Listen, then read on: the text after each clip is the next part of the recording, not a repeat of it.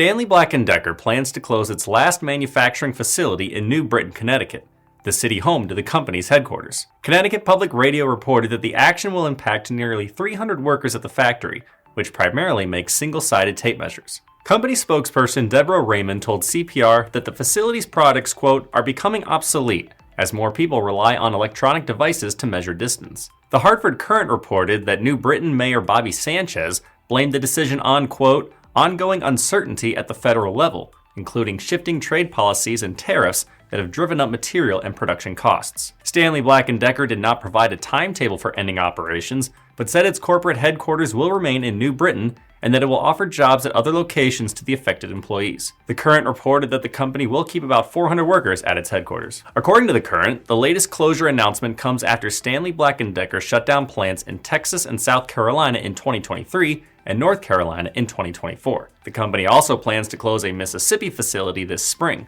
which it expects to eliminate 600 jobs. In early February, Stanley Black & Decker revealed that its global cost reduction program, launched in 2022, has generated approximately $2.1 billion in pre-tax run rate savings. Known as Hardware City, New Britain has served as Stanley Black & Decker's headquarters since Frederick Stanley co-founded Stanley Bolt Manufactory in 1843. The city also hosted other companies including Fafnir Bearing, P.F. Corbin, New Britain Machine, and Landers, Frary & Clark. Some businesses closed as the industrial era declined, while investors relocated others to the south or out of the U.S. I'm Nolan Beilstein, this is Manufacturing Now.